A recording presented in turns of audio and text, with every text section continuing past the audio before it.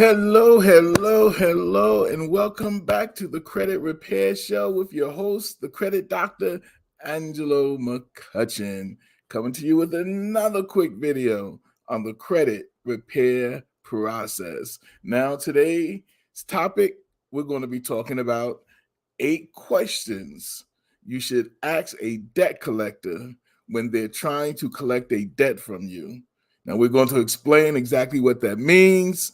On our last live that we did, we talked about how to respond to a debt collector. We talked about who a debt collector is, what they do, how they buy your debts. So we're going to get into when they send you these collection letters, and this is mainly questions that you should ask them when they send you debt collection letters. Now, these are not the only questions you can ask.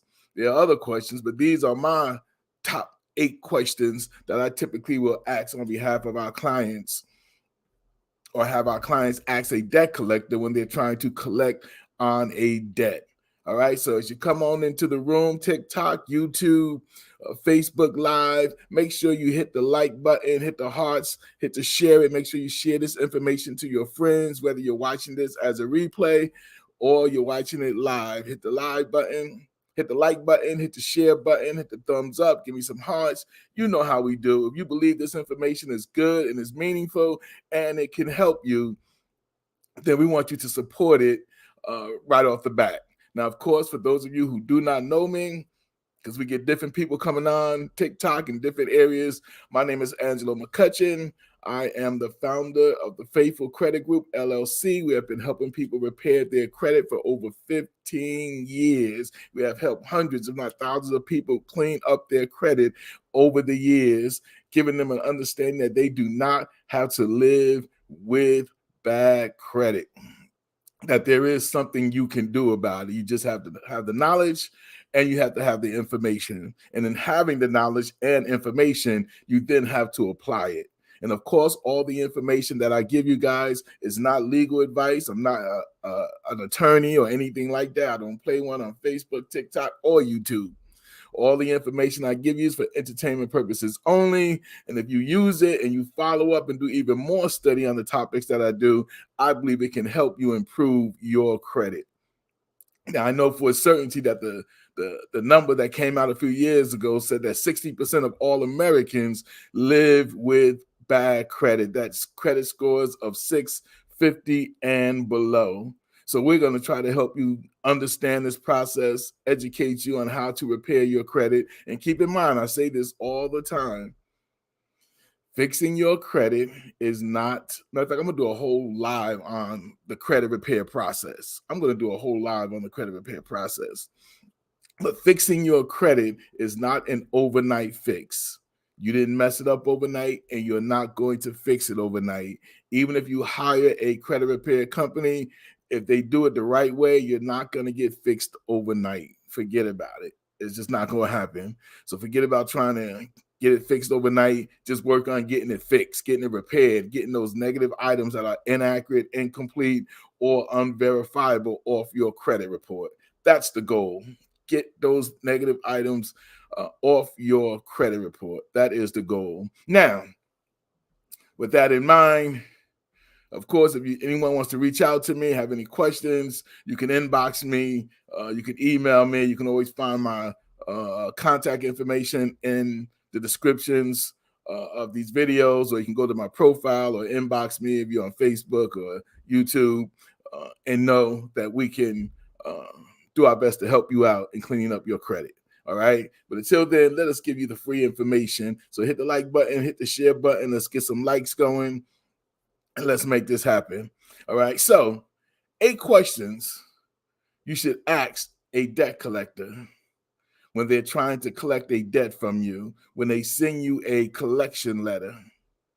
Now, what is a collection letter? Let's start there. Collection letter is a letter that a debt collector sends you that outlines who they are, the name of their company, and the fact that they purchased or they received your credit.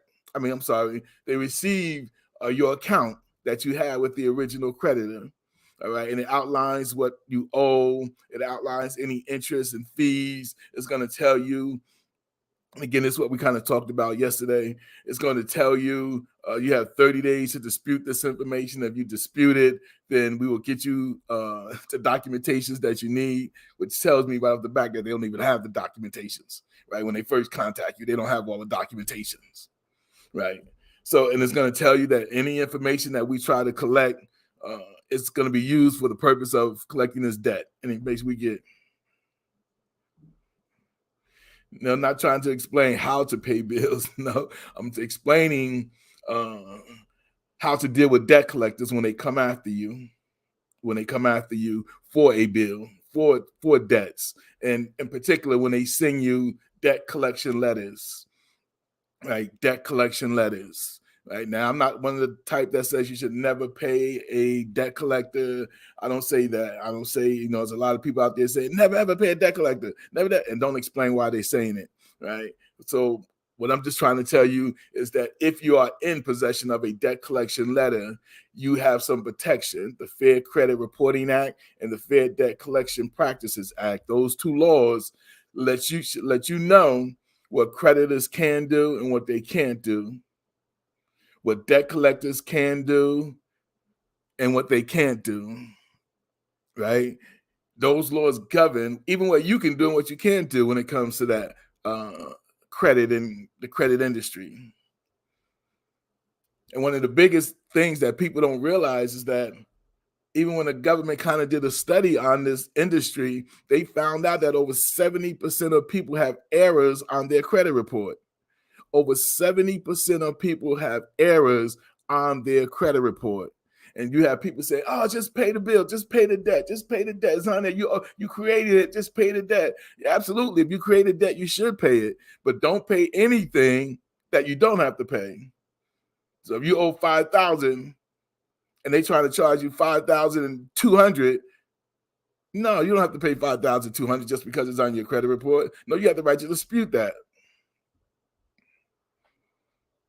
You have the right to dispute that information. So we're talking about how to clean up your credit report. And what mainly talking about today is the 8 questions that you're going to ask a debt collector when they send you a collection letter. So we just explained what a collection letter is. And the law governs that even when they send you these collection letters, there's certain language have to be in there. And if those language is not in there, it's a violation of your rights. And if anybody violates your rights, you know right off the back, you have the right to sue them. So these debt collectors who buy your debts for pennies on a dollar, and then they go after you and, try to make you pay the whole thing without first purchasing the debt. Now, let me say this before I get into the questions. This past year, I believe it was late 2022 or a few months ago, I think it was somewhere around there. I believe it was Portfolio Recovery was sued by the CFPB, the Consumer Financial Protection Bureau.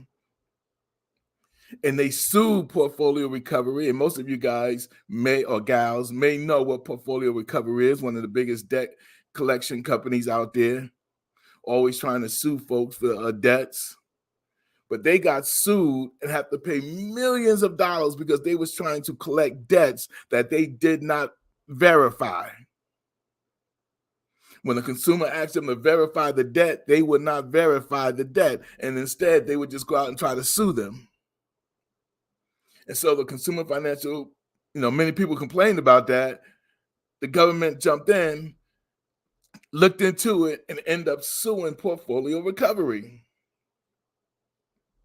And this is what I'm trying to tell you guys. A lot of these debt collectors, now Portfolio Recovery is one of the biggest ones, but there are a lot of little ones that do the same thing. They don't really verify the debt. Even when you're asking them to, they don't verify the debt. If they don't verify the debt, then you don't have the right, or you're not obligated to pay the debt to them. And if they put it on your credit report, you have the right to dispute that information. Because if you go by the law, they have to verify the debt. They have to produce the documents that you're requiring of them to produce to show that they own the debt, to show that all the documentation they have is accurate about the debt and that you owe them the debt. Now, as I said yesterday,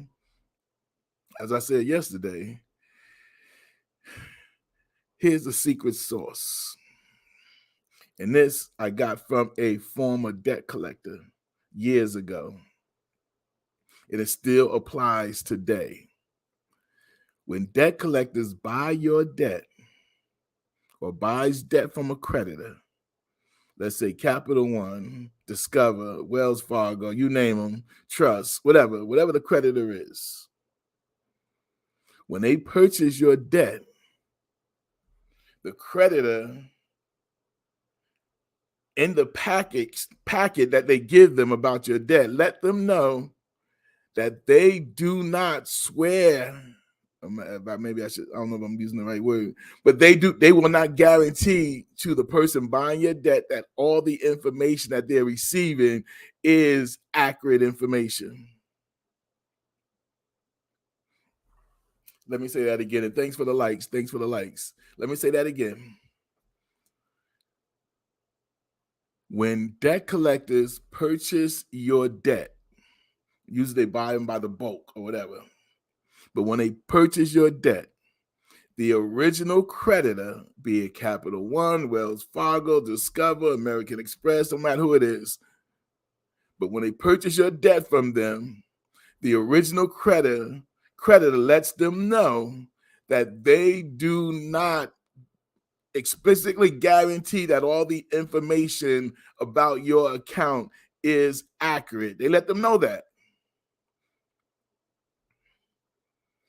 Now, why is that important? Because the law, the Fair Credit Reporting Act, says that everything that goes on your credit report, it has to be 100% accurate. That's the key. It has to be 100% accurate, not 50%, not 60%, not 30%, not 99%. It has to be 100% accurate. But yet the creditors are, when they sell your debt to a debt collector, they let them know that, hey, we're not guaranteeing that everything is 100% accurate. Now, that's something that the debt collector won't tell you when they're going after you for the debt. And that's why you have the right, and the law even gives you that right, to ask them to verify the debt. So let's look at some things you should ask for about the debt. Let's look at some things.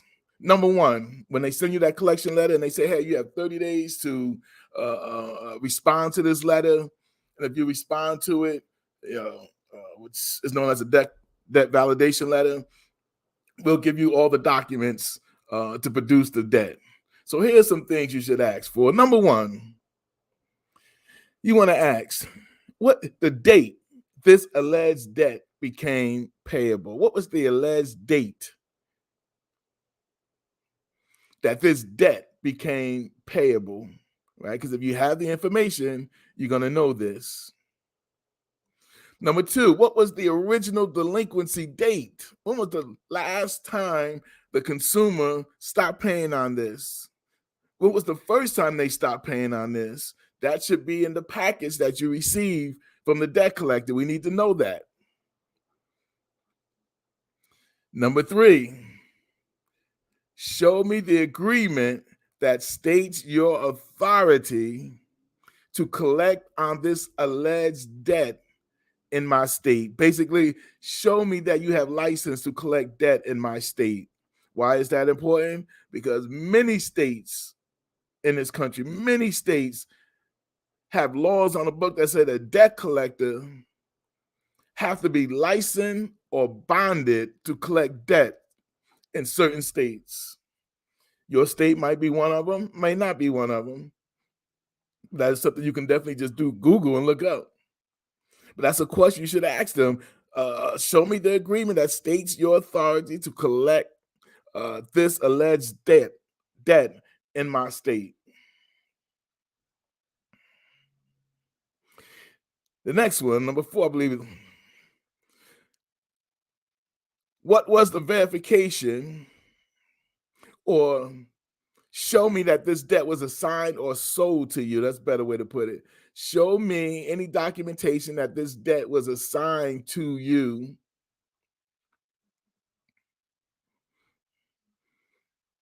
Next one. This one goes with the last one that we did before the last one. Name and address of the bonding agent for collection agency. Like when you got licensed in the state, give me the name of the bonding agency that you paid to have your license in. I need to know that because I don't file a lawsuit because you're violating my rights. I need to know that. So the name and address of the bonding agent that licensed you to collect debt in my state.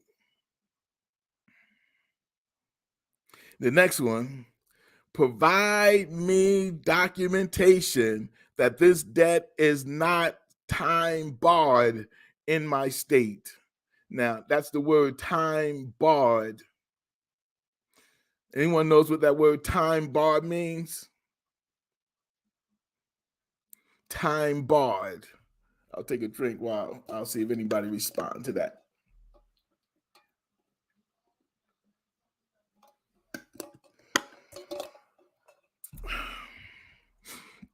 So I'll read it again. It said, provide me documentation that this debt that you're trying to collect from me is not time barred. It's not time barred in my state. And basically what that means is show me that it's not past the statute of limitation. Time barred is just another way they saying the statute of limitation has run out and you can't sue me for this debt.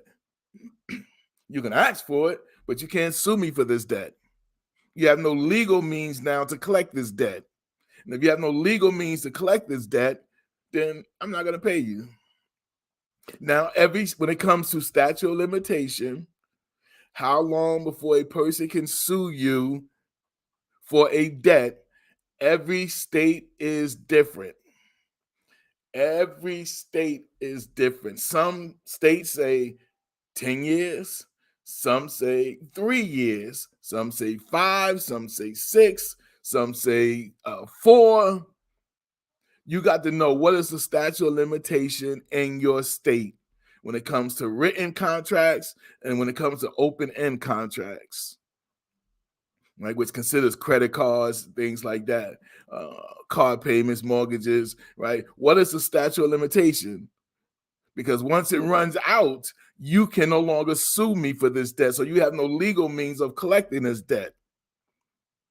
And if you try to collect this debt, why is that important? If you try to collect this debt from me, knowing that the statute of limitation has run out, well, now I can take you to court and I can sue you.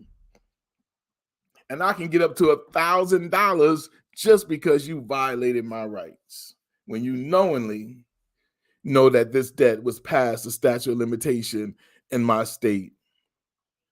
Now, how many of us could use $1,000? How many of us would like $1,000? Who could use $1,000? Give me some thumbs up. Give me some hearts if you could use $1,000 from a debt collector.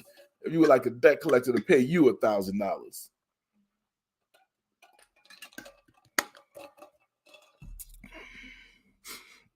And if you're watching this as a replay, send those thumbs up, send those hearts up. Say, yes, I can use 1,000. There you go. TikTok is on it. I can use 1,000.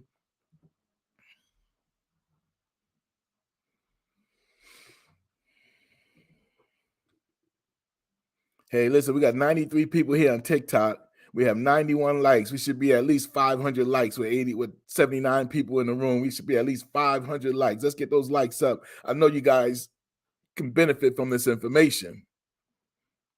This information is free. Just give me 500 likes right now. Tap on my forehead. There you go. Just tap those hearts on my forehead till we get to 500.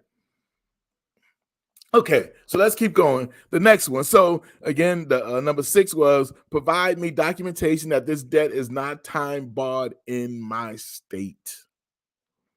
And then number seven, Show me the original purchase agreement that shows you are the legal owner of this debt. And please include all the terms and conditions that are included in this purchase agreement. That's the secret sauce right there. That purchase agreement is the secret sauce, because a lot of times when a debt collector try to, and this may have happened to you guys, I know it happened to me. When a debt collector tries to send me proof that they own the debt, they may send me one page where it says the original creditor, they say I owe Capital One $500 and then a few payments. No. Anybody can get that. Basically, I need to know everything about the debt. I need to see all the payments that are made. I need to see all the interest that was added. I need to see all the fees that may have been added. Okay? I need to see all of that. From the time the account was open, I need to see my signature. From the first time it was open, the date it was open, I need to see my first payment, my last payment that was made. All that's in the purchase agreement. I need to see all of that information. If you can't show me all of that information when you're trying to verify the debt, then you have not verified the debt. You have not proven that you owe the debt. And if you have not proven you owe the debt, I'm not paying you this debt. Let's hit the share button. 133 people on TikTok. Let's hit the share button. Hit the share button. Hit the share button. I just hit the share button. This is good information. I still need to get to 500. Oh, we got 136 people on TikTok. I need to get to 1,000 likes. I need to get to 1,000 likes. I need everybody hitting my forehead before you leave. Get everybody. It's 118 people, 120 people, all 120 people. Hit my head for at least 50 likes, and we'll have it. We'll have 1,000. Okay. Same thing with you, Facebook Live. Come on.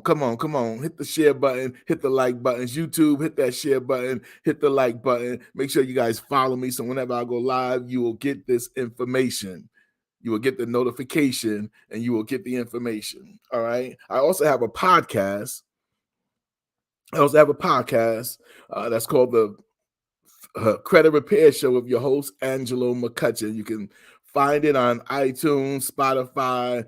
Just type in Credit Repair Show. Mine is usually the first one to come up. I've been doing a podcast for over 2 years now. I've got about 70-something shows I've already produced, like 25,000 downloads of my episodes. So it's popping. It's popping. All right, so look for that. All right, and then the last question you're going to ask. Show me proof that this account has been reviewed by an outside attorney for verification of the debt. In other words, remember, for those of you who were here in the beginning, I told you how Portfolio Recovery was sued. Remember, I told you that. And then not only do they have to pay, but they said some of the things that they now have to do is now get an outside attorney to review documentations to show that they literally have all the information to collect on the debt. Well, that just doesn't go for Portfolio Recovery. That goes for all the debt collectors.